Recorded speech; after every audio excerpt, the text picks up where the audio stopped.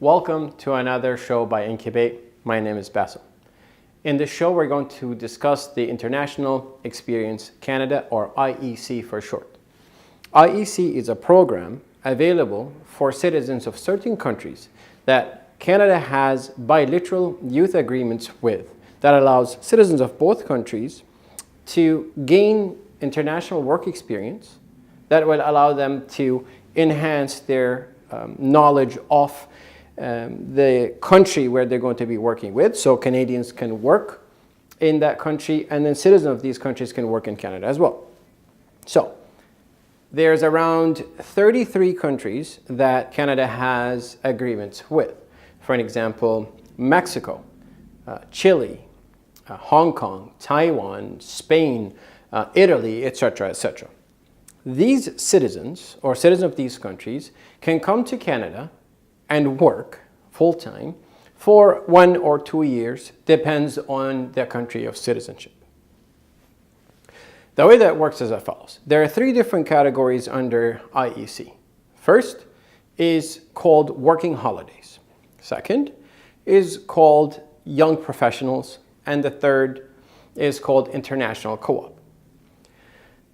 Working holidays does not require the applicant to obtain a job offer or to even have an employer, meaning you are literally coming to Canada for a vacation and you're going to be funding your trip or funding your vacation by working full-time, meaning it's an open work permit. You're not going to be restricted to a specific employer. The other 2 categories, young professionals and international co-op, you are restricted to one employer, the same employer that you're going to be working for 1 year or 2 years, depends on the country where you're coming from. Here, for these 2, you require a job offer. You are going to be working for this employer.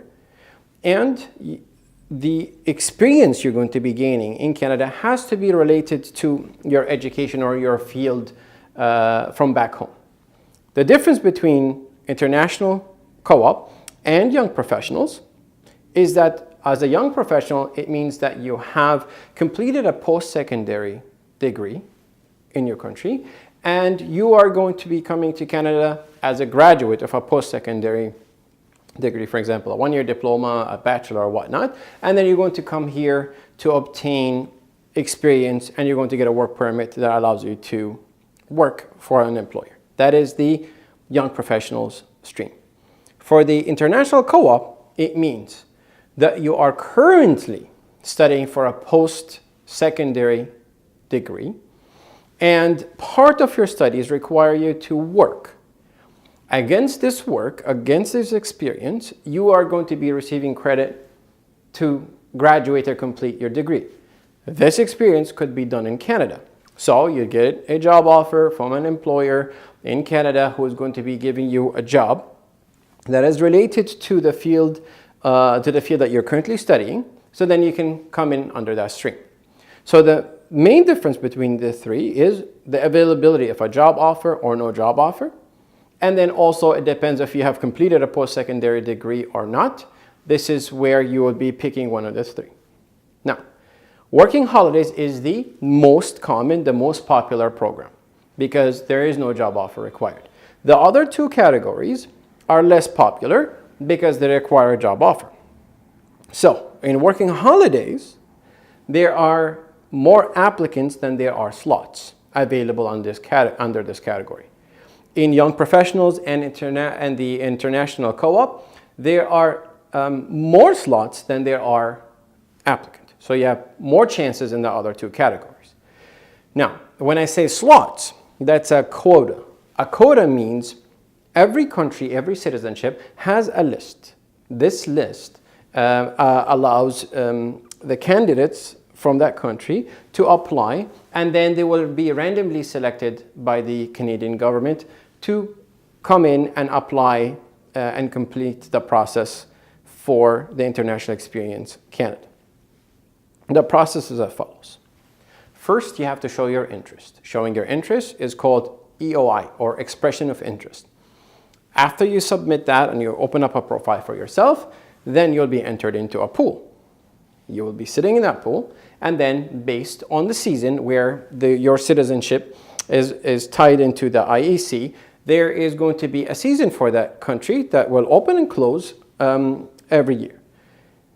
If you're still within the season, and then after that, you check the quota for the one of the three categories you applied under, then you can potentially receive something called an ITA, or an invitation to apply. When you receive your invitation to apply, you submit a formal application and finalize your documents, and then proceed into the final step, which is your approval. Once you receive an approval, you get something called an LOI, or a letter of introduction, for a work permit to be issued for you. Work permits are not issued for you abroad. Work permits are issued inside Canada, meaning you get an approval letter from outside, and then when you enter Canada through a port of entry, whether it is if you're coming through the US by a land border, or if you're going to be flying into Canada, either or, the work permit will be issued for you at the border. So when you receive your work permit, obviously based on the regulations of that work permit, you will either be able to work only for one employer or more than one employer if you came in through the working holidays. The age of a candidate for all the three categories, again, depending on the nationality or the citizenship, is between 18 to 35. Some countries are restricted to 18 to 30. When it comes to financials, all that you have to prove is you have 2,500 Canadian dollars in your possession to prove that you'll be able to support your trip as you come in.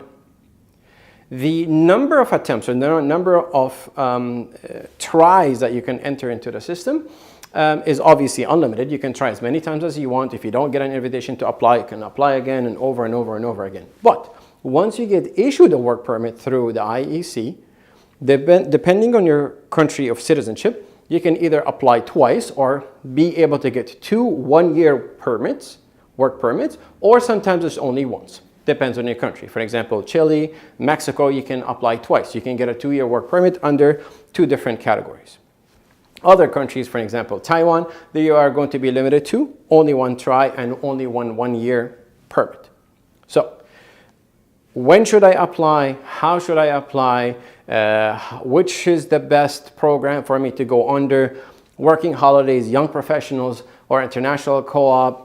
I'm sure you have a lot of questions about IEC. It's a very exciting program to apply under because it gives you an ability to work in Canada, gain work experience, which potentially could make you eligible to apply for permanent resident status in Canada. Please use the information and the contact details on the screen. Get a hold of us, speak to one of our consultants, let us guide you through IEC and see if you're eligible or not, and then we can walk you through the process until you're able to obtain a work permit in Canada. We hope to hear from you very soon, and thank you for watching.